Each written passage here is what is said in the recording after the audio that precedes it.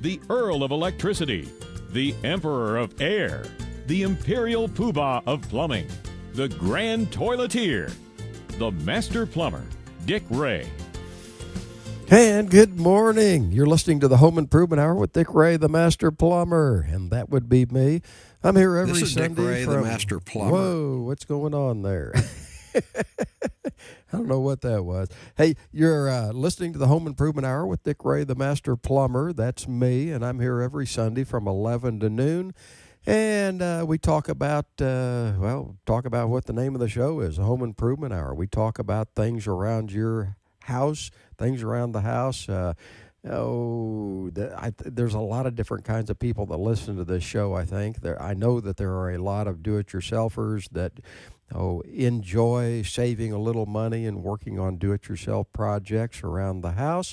And I don't know, I think, it's really more than just a saving money. I think it's just a sense of satisfaction of being able to figure something out and fixing it yourself without having to call for help from somebody like me. And actually, you can call me for help. You don't necessarily have to call me to come out to your house and fix it yourself, though. The people that listen to this show know that I'm very glad to assist do-it-yourselfers and give you all the knowledge that I've gained being in this business for a whole lot of years. And so I know there are a lot of do-it-yourselfers listen to the show. A lot of people that listen to the show, though, I'm convinced are not do-it-yourselfer, and they're just listening, I think maybe to have a little bit less of a helpless feeling, to have a better understanding of how some of the mechanical things in your home work, so that when something doesn't happen, you feel a little bit less helpless. Not that you're intending to work on it or fix it yourself, but just have a better understanding of how some of this stuff works. I think a lot of people listen to the show, too, just trying to get information about new products that have come down the road since your house was built. Your house maybe wasn't built 5 or 10 years ago. Maybe it was built 20 or 30 years ago. And, of course, there's a lot of new product come out in that time and things that you may want to incorporate in your house. And we talk a lot about that kind of stuff on the show, too. Anyway, whatever your reason for listening, we're glad that you're here. Nice weather here. I'll tell you what, I don't know, the weather is always screwy in Kansas, I think. I mean, if you think about it, today's the 19th of May. It was snowing just a little over 2 weeks ago, and then, of course, it was up close to 90 degrees a couple of days ago. So anyway, we're back. We are definitely in the air conditioning season now. When it got hot last week, all of a sudden people started calling us and, hey, my air conditioner isn't working. Can you come out and figure out what's going on? Here's a piece of advice about your air conditioner. I always encourage people to get their air conditioner and their furnace checked on an annual basis. Check the air conditioner in the spring, check the furnace in the fall. It's a good thing to do. We can tune up your air conditioner so that it will use less electricity and so that it will cool your house well. And we can also spot a lot of times things that are not good, that are getting ready to happen, that when they do happen, you won't like it. And if we can spot something and prevent a problem on down the road, and air conditioners are kind of loafing this time of year. It's not all that hot out, and so they don't have to work too hard. And if there is a problem that's going to happen, it's probably not going to happen in the next month or so when the temperatures are relatively mild. Probably going to happen when it gets hot, and you don't want that to happen. You don't want the air conditioner to quit on the 4th of July when it's 100 degrees out and all your relatives are over to your house for a picnic and the darn air conditioner quits. So it's a good idea to get your system checked once a year by somebody like me that can check the Freon and make sure that it's tuned up and ready to go and there's no funny bearing noises or high amperages on motors or stuff like that. Anyway, hey, I'm going to open up the phone lines a little bit early today. If you'd like to join us, the lines are open right now. 576-7798. Going to open the lines early. Right now, if you call, you can get in for sure because all the lines are lit up. Later on during the show, it often gets difficult to get an open line. But if you give us a holler right now, you're guaranteed to get in. 576-7798.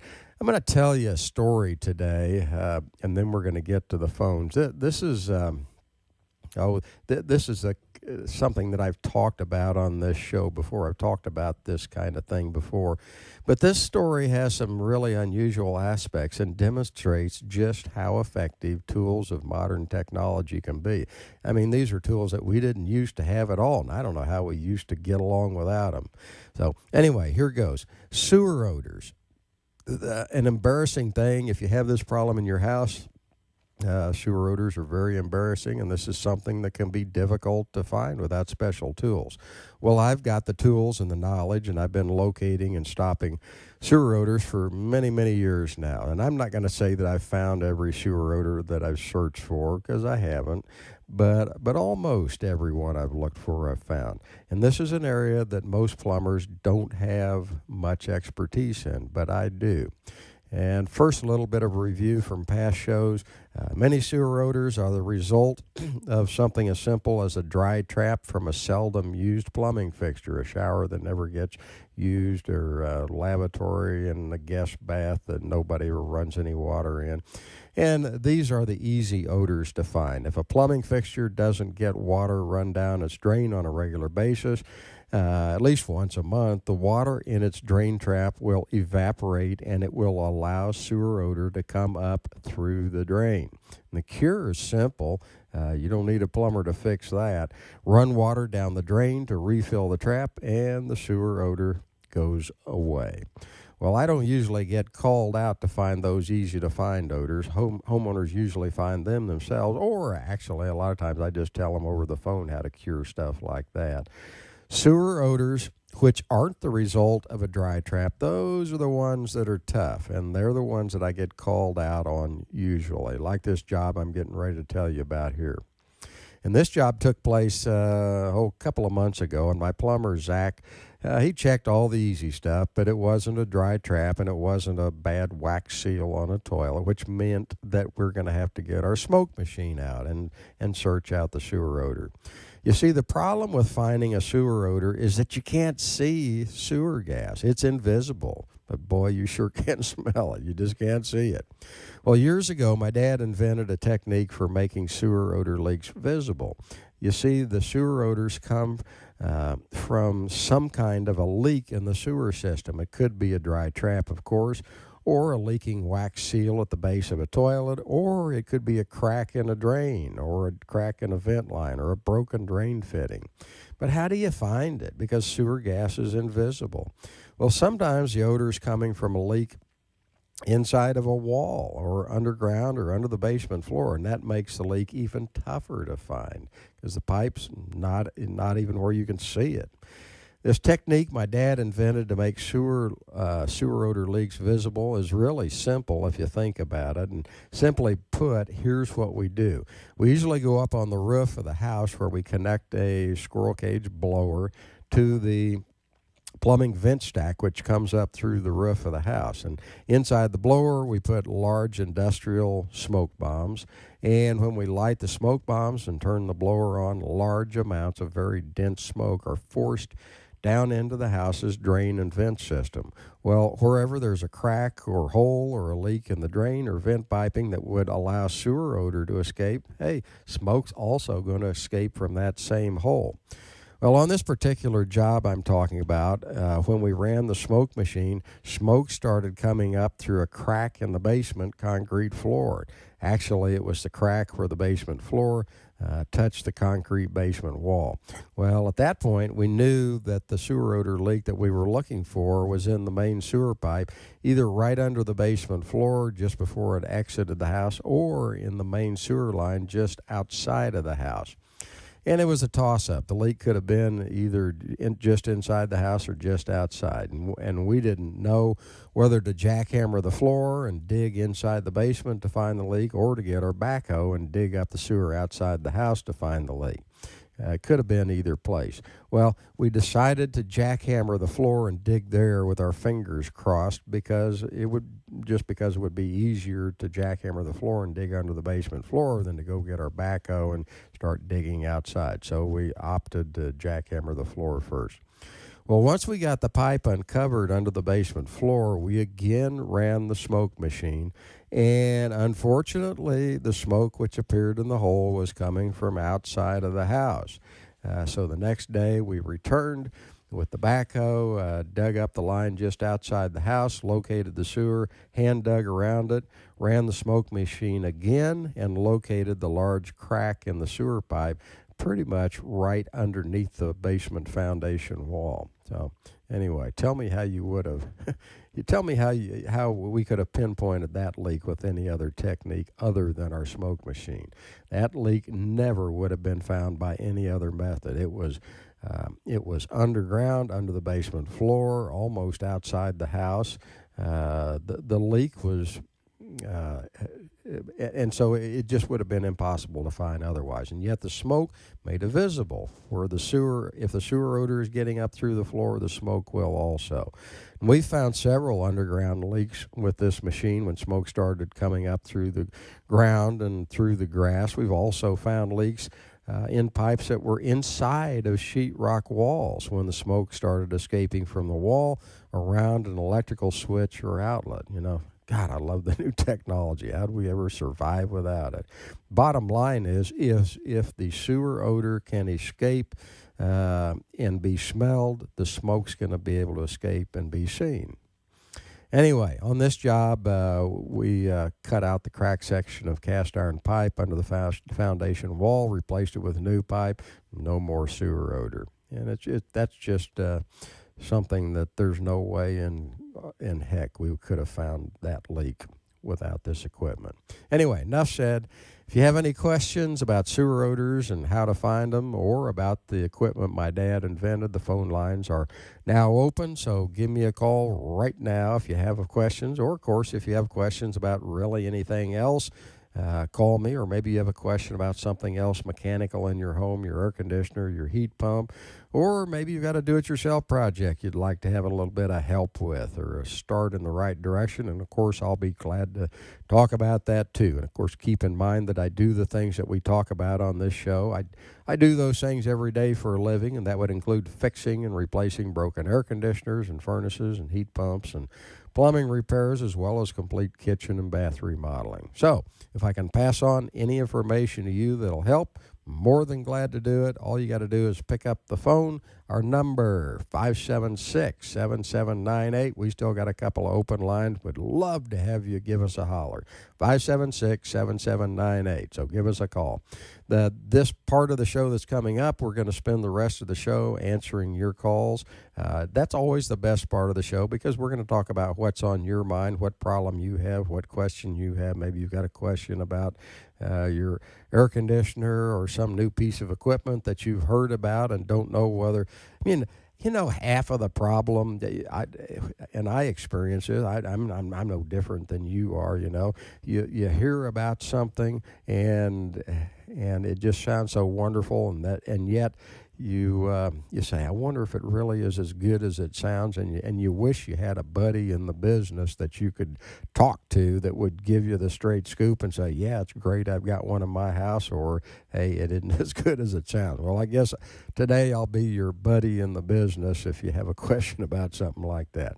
Anyway, looks like all the lines are lit up. As soon as a caller drops off, you can join us. Again, the number is 576-7798.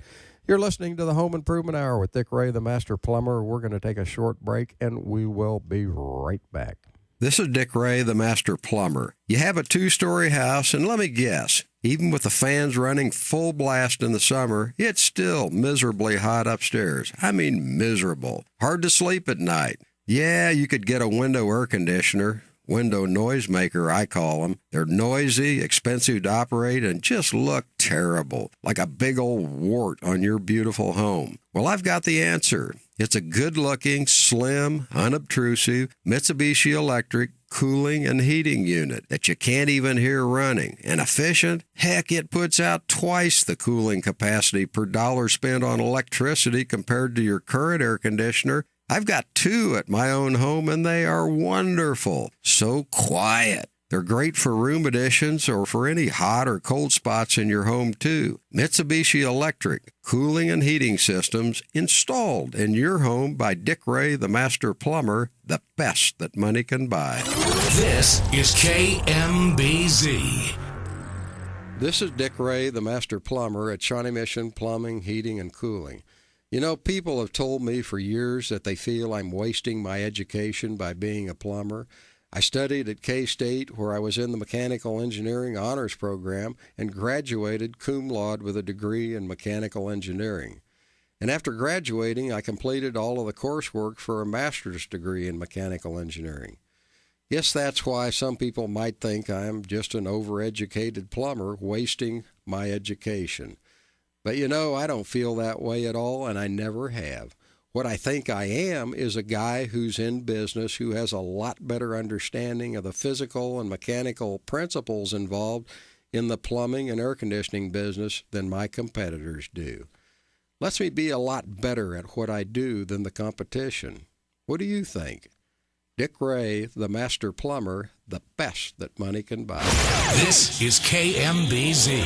KMBZ. This is Dick Ray, the Master Plumber at Shawnee Mission Plumbing, Heating, and Cooling.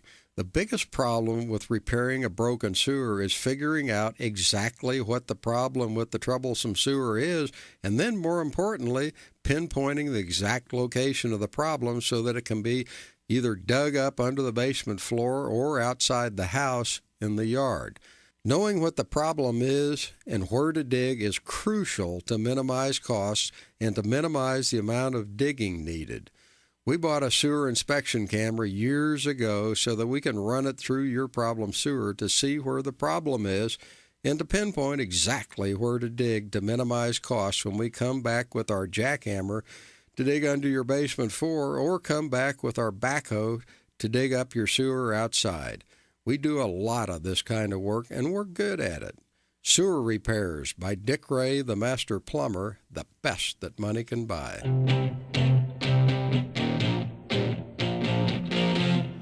And we're back. It's a nice day out there today. Oh, it looked nasty this morning. Now, I was worried for a minute there. It was raining when I got up. Ooh, not now. It looks good.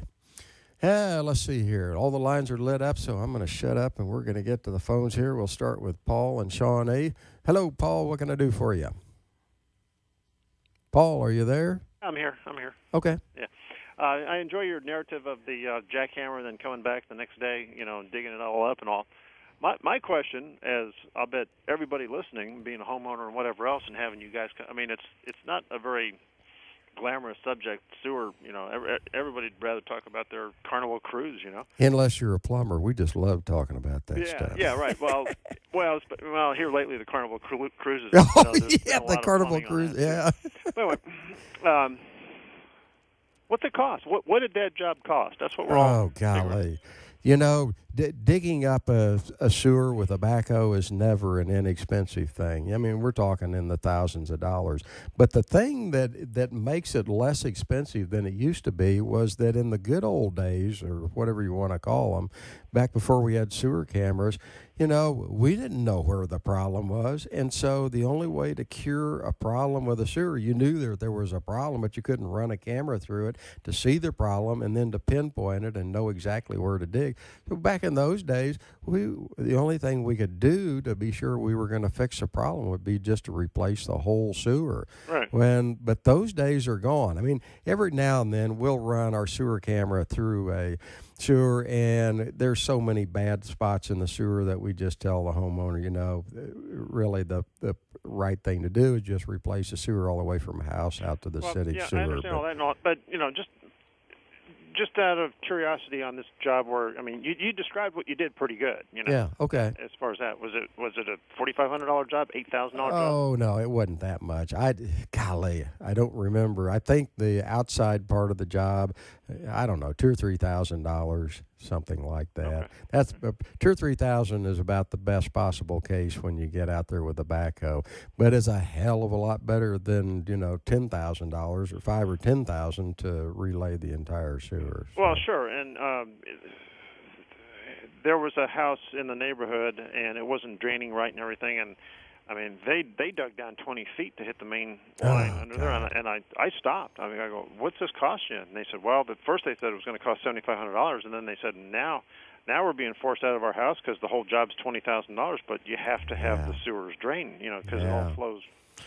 Most sewers are not 20 feet deep. Most sewers that we dig up are, I don't know, 8 feet deep, 10 feet deep, something like that. My backhoe will supposedly dig, 16 feet. But when you get that deep, you really need a bigger machine. Right. In the last year or two, we've had 2 sewers that we dug up that were, I think both of them were 16 feet deep, and we ended up getting a track hoe out on the job and digging them up. But those are fortunately few and far between. That's a bad deal. Yeah.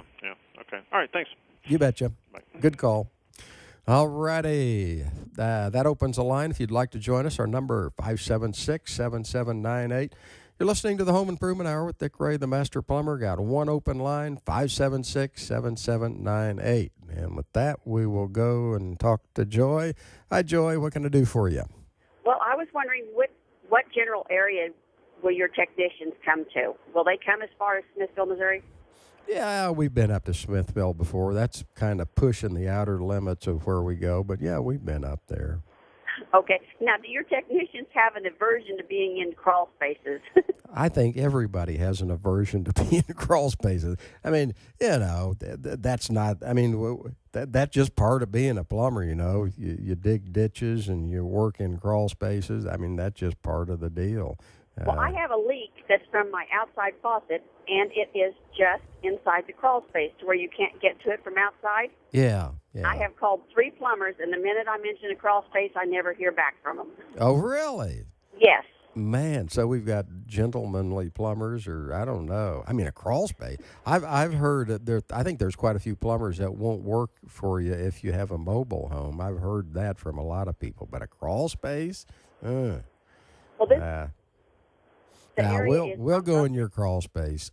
Okay, so if does your hydrant just leak when you turn it on?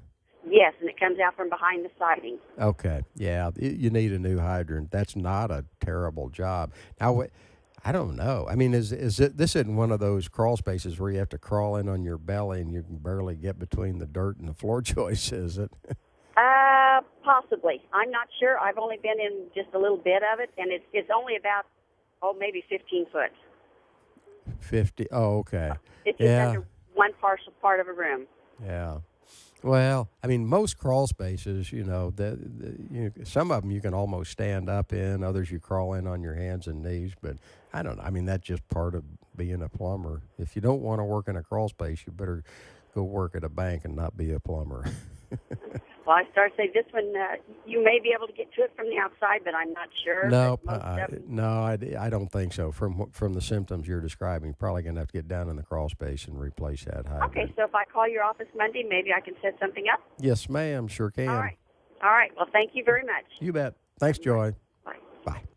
That opens the line. Actually got a couple open lines here. Love to have you give us a holler.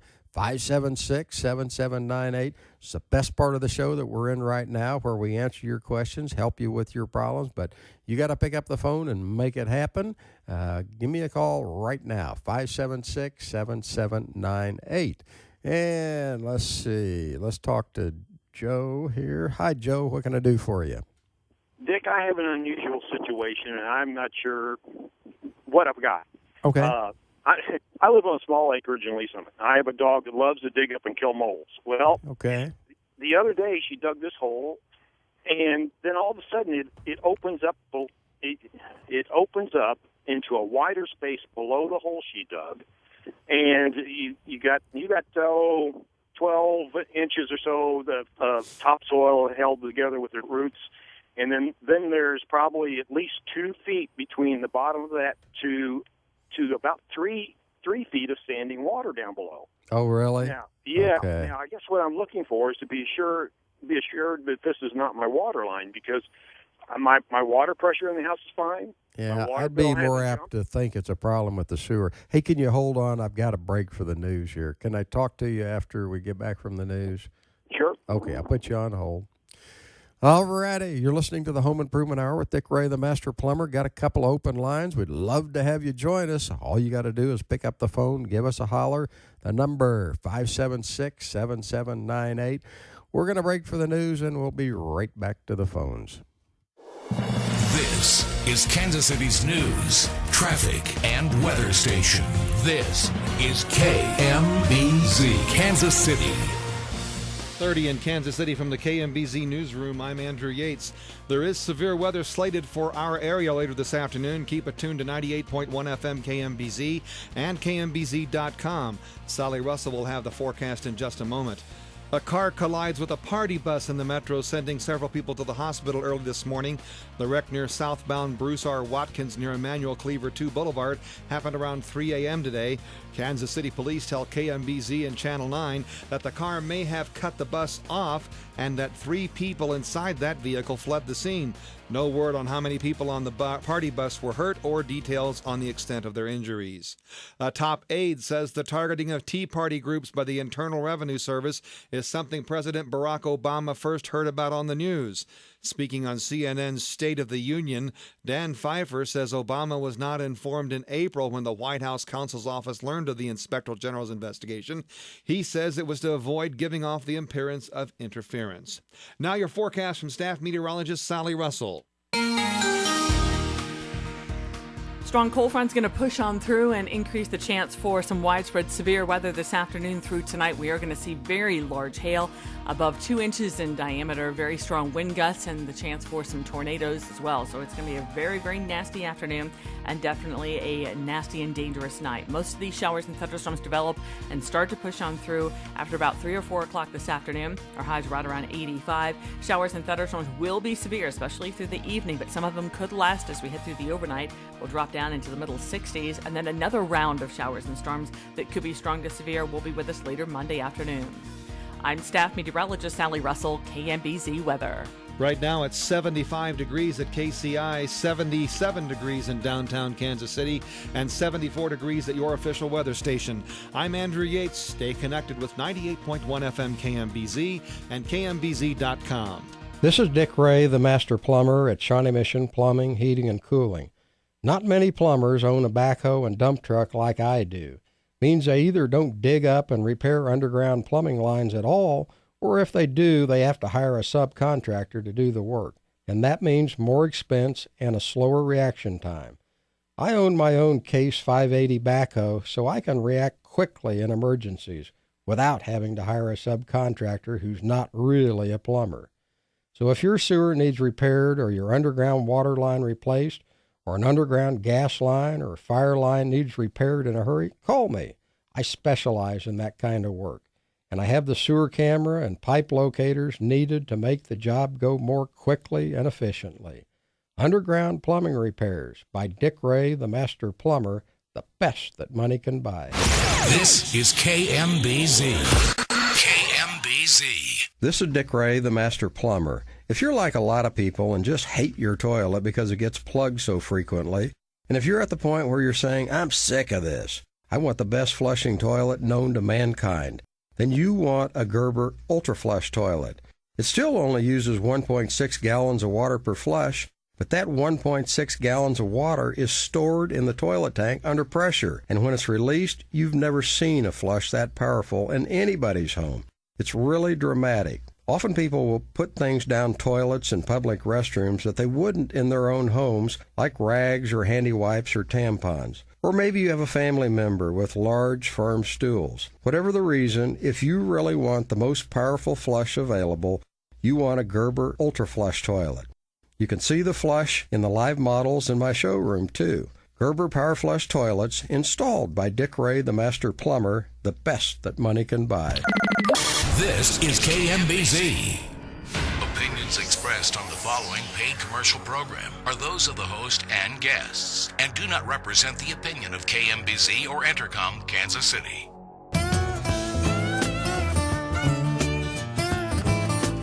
We're back.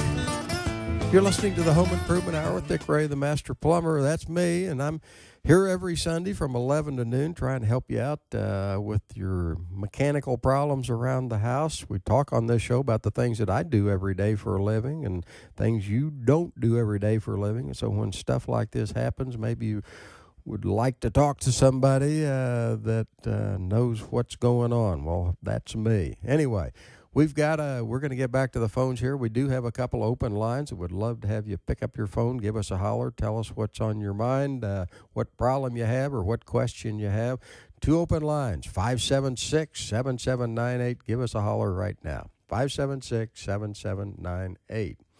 And with that, let's see, I had Joe on hold. Hi, Joe. Hey, you know, what you're describing, a sinkhole in your yard, and it's getting fairly big, and down at the bottom of the sinkhole there's standing water. If I had to guess what that is, I mean, it's not a water leak. A water leak, more likely than not, the water would come to the surface of the ground. And this is going to sound crazy because you would think that any time your sewer line had a leak in it big enough to have water leaking out and wash the dirt away, that the sewer would be plugged up. And a lot of times the sewer does plug up when you get a broken sewer like that. But many, many times it does exactly what you're describing. And what you're describing, if I had to guess, is a broken sewer line where the sewer has got a leak in it and water is exiting the sewer, and over probably a pretty substantial amount of time, the water has been eroding the dirt, undermining the dirt on the surface. Your little dog went out and he poked through the thin cover that was there, and lo and behold, there's a big void underneath. Okay, here's my concern with that. I'm in a unique place here. The front part of my yard is in at least the front third of my yard is in Kansas City, and I get my water from Kansas City. My sewer is from Lee Summit. Okay. Where this is sitting would be in Kansas City. So I don't think the sewer goes out that far. Oh, really?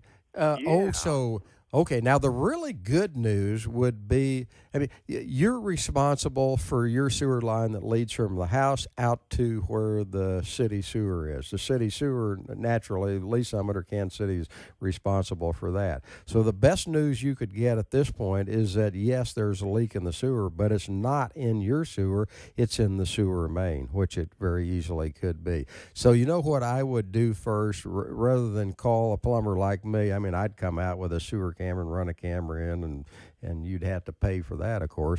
But I would call the city first and let them investigate their sewer. And hopefully they're going to come back and say, boy, we're glad you called us. We've got a leak in our sewer and we're going to take care of it. And they aren't going to bill you anything. Now, it could be that they're going to say, well, our sewer's farther out and that leak is in your line, and so I'm afraid it's your responsibility. If it's a sewer leakage, would there be an odor? Sometimes yes, but sometimes no. Okay, because there's no odor at all. Yeah, that doesn't. Down there. That doesn't. I mean, that doesn't necessarily mean anything. But I still would start with the sewer department of, I don't know, Kansas City, Missouri, or at least somebody will have to figure out which one's responsible for your sewers. Okay. All right. Well, thank you very much. You bet. Appreciate the call. Alrighty, that opens the line. Actually got a couple open lines. We looked like we had a caller drop off, so got a couple open lines here. Love to have you join us. Our number, 576-7798. Give us a holler right this minute, and we'll get you on quick. 576-7798. And thank you, John, for waiting so patiently. What can I help you out with? Well, I've got the sprayer head on my kitchen faucet. It sprays for about 10 seconds and then it stops spraying. Is that just a sprayer head problem? I mean, it's not a Gerber. It's not a brand name faucet, I don't believe. But does that sound like something that would be in the sprayer head itself, or do I need to replace the faucet? Maybe? Now, okay, when you push the lever on the sprayer, water comes out, but then it stops, and then what? Water starts coming back out the spout again? Well, it doesn't come back out the spout. It just stops, and I got to turn the water off and turn it back on. Oh, really? And the sprayer will work again, but it only sprays for about 10 seconds. It stops spraying, and then there's no water out the faucet either. And I turn the water off and turn it back on, and I can get sprayer work again, but it does the same thing. Okay. You know, it could be a problem with the sprayer, and that would be nice if it was, because the sprayer is going to be easier to change than the part that probably is at fault. It's probably not the sprayer. It's probably the spray diverter, which is the device whose job it is to divert the water from the spout to the sprayer. The only thing that puzzles me about this, when a diverter fails, what it usually does, you grab a hold of the handle on the sprayer, and I'm starting to get this problem at my own house. But you grab a hold of the handle on the sprayer, and no water comes out of the spray. It continues to come out of the spout because the diverter is not diverting the water from the spout to the spray. But that's why I was wondering if the diverter was bad. But if it was bad, I was thinking that the water would continue to come out of the faucet. Yeah. You know, your symptoms are very unusual. But I really think it's probably a problem with the diverter. Okay. I was going to try to get another diverter, and I thought, well, I could buy another faucet, but that one's only about 3 years old, and I'd have to replace it if it's just a diverter in there. Yeah. It's probably the diverter, but those are very unusual symptoms, so I'm not going to say for sure. All right. Okay, well, thank you, sir. All right. You bet. Thank you. Appreciate the call. That opens the line. If you'd like to join us, our number 576-7798. Let's see here. Looks like we got 2 calls that are ringing at the same time, and nobody's on hold yet, so I don't know what to do here. Oh, let's see here. Okay. Hey, we were talking about, I was just saying, hey, it's a good idea to get somebody like me out to check your air conditioner and tune it up and that kind of stuff on a regular basis, because, you know, if we can spot things that will, that may be getting ready to break, and usually when they do break, it's not going to be in cooler weather. It's going to be when more of a load is put on the air conditioner when it gets really hot out. And another thing, now this is something that you don't think about. Everybody, and I'm going to be talking about this in a future show too. This is important. People don't think about it, but I think everybody knows that when your air conditioner gets low on Freon, you find out about it eventually because it quits cooling your house very well. It'll cool a little bit, but not great. But think about this. Maybe your air conditioner is a little bit low on Freon. Well, it's got to lose a certain amount of Freon before it gets to the point where it doesn't cool your house very well. But up to that point where it doesn't cool your house very well, it's still important to have the right amount of Freon in your air conditioner, because if your air conditioner is running a little low on Freon, it may still cool your house just great, but you know what happens? Your electric meter starts turning faster. So anyway, that's another reason that's a good idea to get somebody out there and give your air conditioner a good tune-up and check Freon charge. Hey, let's see here. We're going to get back to the phones here, talk to Jeff in Kansas City, Missouri. Hi, Jeff. What can I do for you? Hey, Dick. Happy Sunday to you. I hope you're doing good. I'm doing great. Thank you. Question on a toilet. I replaced the toilet about 3 years ago. It's an elongated bowl. When I flush, it flushes fine, I believe, but the bowl is not completely empty. So there's still remnants left in the bowl. I didn't know if there was an adjustment that I could make. Maybe I need more water flow to it. Do you have any suggestions? Oh, about the only adjustment that you can make on something like that, take the lid off the toilet tank and look in there and look and see what the water level in the tank is. There will be a line engraved in the porcelain, says water line, water level, whatever. And if there's not enough water in the tank, then you'll get kind of not a great flush. So it could be as simple as just raising the water level in the tank. Is this something that just happened recently? It used to flush okay, and you said it was 3 years old. Yeah, no, it's actually been happening since I installed it. Okay. Well, that's bad news. I mean, I hate to say this, but this is a story I mean, this is something I hear all the time, and there are more bad toilets on the market than there are good ones. All toilets now use 1.6 gallons of water per flush, and there are just a lot of manufacturers out there that have not figured out how to make a really good flushing 1.6 gallon toilet. And if it's been a problem, that same problem basically since you put the toilet in, I would almost say that's it. Check the water level, but you may just have to get a better toilet. Fair enough. I appreciate it. You betcha. Thanks for the call. Okie doke, that opens the line, 576-7798. Got one open line, 576-7798. And we're going to talk to Doug next. Hello, Doug. What can I do for you? Yes, sir. I've got a home in another state that I bought as an investment, and I don't get out there very often. It's got about a 12-year-old gas hot water heater. Yeah. And I don't like to shut it off when I'm not there, but I'm afraid with the age of the tank and the calcium in the water and stuff, would I be smarter to go with a tankless water heater system? Boy, I tell you what, I am not a proponent of tankless water heaters. For most residential applications, there's some very good commercial applications for them, but residential, How you're worried about, the water heater's 12 years old, and that's the point at which, the tank could fail any day. I mean, water heaters are funny. Every now and then you run across one that's 25 years old and is still going strong. But generally, most water heaters, the tank's going to start leaking 10, 12 years, 15 tops, but you never know. And so I guess that's what you're worried about. And you know what I would do when you're not there, you're there very seldom, I would turn the knob on the thermostat control on the water heater to the pilot position. And, if I was going to be away from home that much of the time, I'd shut off the water to it also. That's not an issue with the gas then to relight it? You don't even need to relight it. Just turn the knob to the pilot position. The pilot on the water heater will continue to burn, but the main burner cannot come on. And then when you when you're back in the home, you don't even need to light the pilot. All you do is turn the knob from the pilot position to the on position, and the main burner will come on, and you'll have hot water. Don't even have to hold a match to it.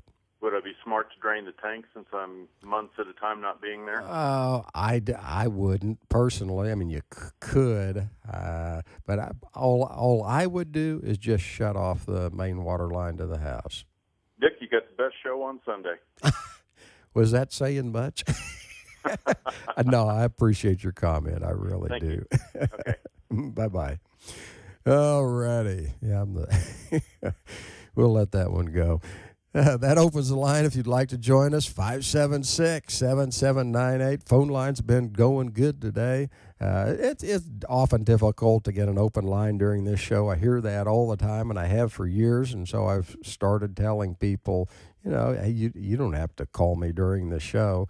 And I'm going to give you the same invitation that I've been giving out for years now, and this is an invitation for you to call me anytime you want to, anytime you need to, anytime during the week, not just during this show, which is only on 1 hour a week. If you need a little free advice on a project you're working on, you feel free to call me anytime. And you don't need to feel like you're imposing on me either. You can call me after 5 o'clock at night. You can call me on Saturday, call me on Sunday. I really don't mind, and I'm serious about this. Everybody thinks I'm crazy, but in all honesty, a lot of the calls that I do get are from somebody that just wants me to come out and do the work for them. They either don't have the time or don't want to give up their free time or don't want to mess around with it, or for whatever the reason, they'll call me to do the work. And of course, I love that, because after all, that's how I make my living. You already figured out by now that I am not a professional radio talk show host. And I'm being completely sincere when I say that I absolutely don't mind you calling, even if all you want's a little free advice on some do-it-yourself project that you're working on yourself. I'll do my best to help you. I'm very easy to get in touch with because all you really have to do is remember one number, which is my business number. I'm going to give it, my business phone is forwarded to my cell phone after normal business hours. So if it's Saturday or Sunday or after 5, it's forwarded right to my cell phone. So I'm real easy to get a hold of. Anyway, here's the number so you can jot it down for future reference, 913-888-0550. I'm really sincere when I make this offer. I mean, yeah, if you want to call me and have me come out and do some work for you, of course I'd like that.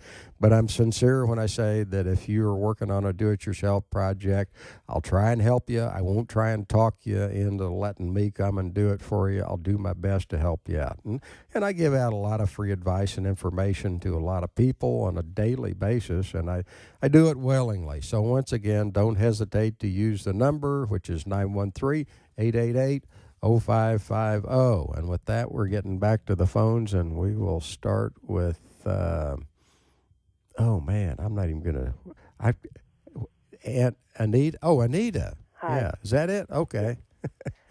I was wondering, I have a toilet that the pipe that kind of comes up in the tank and the water comes in through that pipe. Yeah. Came loose, and I had sort of like a fountain going on. Oh, God, So I hope you were home. Well, yeah, I was. I just stuck it back down in there, and then I braced the lid down, and it's working fine. But Okay. I need to replace that inside part. Do I need to glue that in, or does it screw in, or how does that work? Oh, I think probably what happened is, sounds like you got a problem with the fluid level control valve, which is that valve over on the left side of the tank. And I mean, if you can figure out how to put it back together, great. But if it just came apart, you don't want that to happen again, because next time it happens, you may not be at home, and that would be a bad deal. Right. I would just replace that fluid level control valve, Anita. They're not very expensive, and it's not a real difficult job, and I think you'd be better off doing that. Okay. Than hoping that the other one doesn't have the same problem again. Oh, okay. The fluid level control valve. Yeah, it's okay. that valve over on the left side of the tank. Okay. Thank you. You bet. Right. Thanks, Anita. Mm-hmm. Alrighty, that opens the line if you'd like to join us. Our number, 576-7798. And let's see, looks like Gary's on the line. Sump pump call. I'm surprised we haven't had more of them today. Hi, Gary. What can I do for you? Yeah, Dick. Yeah, I was wondering if the dry spell that we've had, my sump pump is dry. Okay. And I've had about 4 homes, and this is the first home I've ever had that had a sump pump. I usually have the tubes going around the house to carry the water away, but yeah. But it just I've been kind of watching it, but and it's underneath my office, so I can hear it. Yeah. So when that storm came in last night, I went down at 3:00 in the morning to check it out, and it's still dry. So I don't know if it's something's not right, or if we've just had a drought. According to Mike Thompson, we're still in a drought. So, we really are. I mean, I think we've been having plenty of rain the last couple of months, but the ground is still just dry as a bone because we've had 2 years where we just didn't have much rain at all. Whoa, what happened there? Are you still there? Huh. Okay. I don't know what that was. If you're still listening, there are houses that have sump pumps in them that the sump pump just never comes on. And I lived in one of those houses myself in Shawnee before I moved to Lewisburg. It had a sump pump pit in it. It didn't even have a sump pump in it. And it didn't need one because I lived in that house for 10 years. And the water table in that house was such that there just never was any water came into that sump pump pit. And if you live in such a house, that's a good thing. You don't need a sump pump. And if you don't have any water coming into the sump pump pit and you don't have any water coming in through cracks in the foundation wall, hey, just count yourself lucky. Don't worry about it. That's a good thing. Okie doke. Anyway, I hope you're still listening. I don't know what happened to the phone there. All of a sudden, we had a dial tone. Okay, let's see here. You're listening to the Home Improvement Hour with Dick Ray, the Master Plumber. We're going to stay on the phones here, and we will go next to George. Hello, George. What can I do for you? Hi, Dick. Good morning. Morning. You've heard of shade tree mechanics. Well, I'm a shade tree plumber. Okay, but, that's all right. Yeah, but you've helped me a great deal over the years because I regularly listen to you.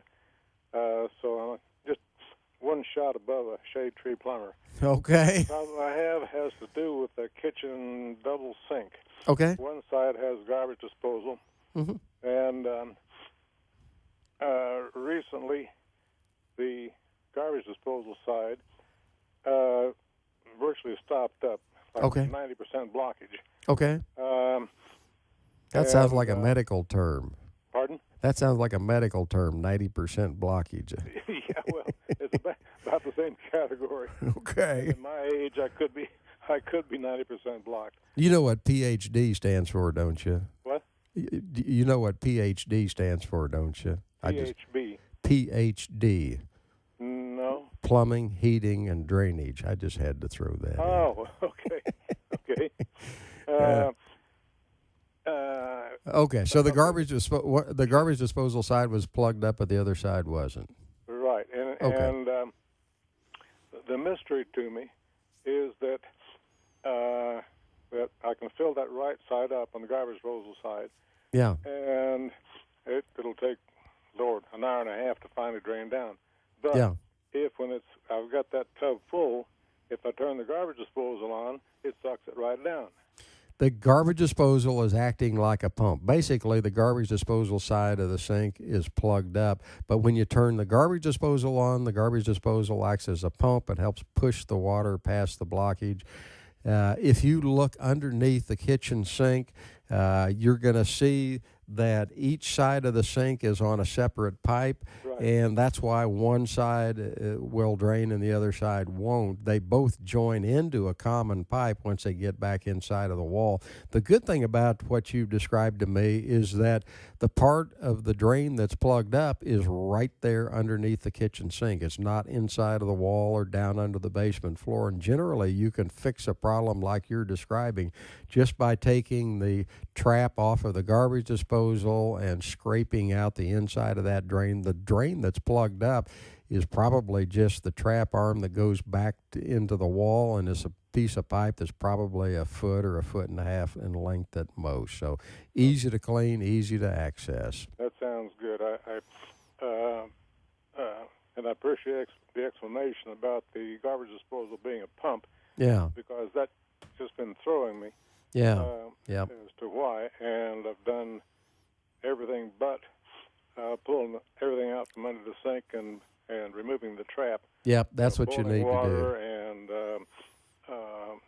the blockage won't be in the trap; it'll be in that horizontal pipe just downstream of the trap. But it's not hard to clean. Yeah. Okay, that sounds good. One more quick question, if you have time. Sure. Daughter's house, backyard. Yep. She had a sewer blockage. It turned out to be at the front of the house because the line comes out, immediately turns, and goes around the house and heads towards the front. Yep. However, that's probably an older house where they used to have a septic tank in the backyard. They disconnected the septic tank and then ran the sewer around the front of the house where the city sewer was. That's pretty common technique. That's not a great way to do it. Now, this house was built like in 48, 49. Yep. Septic. So that sounds like that might be the situation. Yeah, I bet so. The reason I bring it up is the plumber dug a hole about 10 foot out of the back of the house because there was just a little slight depression in the yard. Yeah. And he thought that's where the sewer was. Yep. Hit water at about 2.5 feet. Yeah. Well, groundwater, the water table in this area I don't believe is at 2.5 feet. I hope not. Right. Otherwise, that basement would be leaking like a sieve. Yeah, really. So I think you just confirmed my suspicion that it was an old septic tank. Yep. And there was in the hole, clear water was running into it very slowly. Yeah. Now, where that's coming from, who knows? Yeah. That part still baffles me, why there would be clear water. Yeah, I don't know. It's exploratory surgery with the backhoe would answer that question. Oh, yeah. Well, it finally got repaired. It turned out there was ABS pipe that had cracked. Yeah, ABS is good for that. Yeah, hey, I'm out of time here. I hate to unplug you, but they're going to unplug me if I don't. I appreciate your help and keep listening to you. All righty. Thank you, George. Thank you, Dave. Hey, Bill and Mike, we're out of time. Hang on the line. I'll talk to you off the air. You're listening to the Home Improvement Hour with Dick Ray, the Master Plumber. We're out of time, but we'll be back next Sunday, 11 to noon. We'll see you then. This is Kansas City's news, traffic, and weather station. This is KMBZ. AM, FM, HD1. 12 o'clock in Kansas City from the KMBZ newsroom. I'm Andrew Yates. Some rainy rumbles may have disrupted your sleep overnight, but the worst batch of severe weather won't likely hit until late this afternoon. Staff meteorologist Sally Russell says a couple of supercells could bear down on the metro, bringing hail up to 2 inches in diameter. Damaging winds and a few tornadoes are also possible for this afternoon through tonight. And in fact, this is going to last after sunset into the overnight hours, and we're going to see widespread heavy rain, thunderstorms, and the potential for the severe weather. Another round of severe weather is expected tomorrow. Large hail, damaging winds, even a few tornadoes are possible.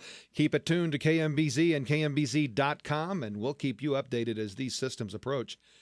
Kansas education advocates said they were surprised by a provision added to the 2014 state budget banning the spending of any money to implement the National Common Core standards for math and reading. The provision mirrors language of a bill that failed to get out of the House Education Committee earlier in the session. Several conservative legislatures have argued that Kansas can't afford the price of implementing the standards or the strings that may be associated with following them, such as the reporting of student data to the U.S. Department of Education. Mark Tallman is a lobbyist for the Kansas Association of School Boards. He said if the provision takes effect, it would leave districts that have already started implementing Common Core in limbo. An emergency official says authorities believe the driver who plowed into dozens of hikers marching in a Virginia mountain town parade suffered from a medical condition and did not cause the crash intentionally. The director of emergency management for Washington County says authorities do not have a formal confirmation or any specifics on the condition, but based on the accounts of officials and witnesses on the scene, Pokey Harris says they're confident the issue was medical and the crash unintentional. Midfielder David Beckham is bowing out of soccer, at least as a player, after 22 years. ABC's Linda Albin is in London with a look at a stunning career and final night at home. It was an emotional and satisfying end to a 22-year career on and off the soccer field. David Beckham has played what was probably his last soccer match in Paris, signing off in style with a 3-1 victory and his 10th career league title. There were tears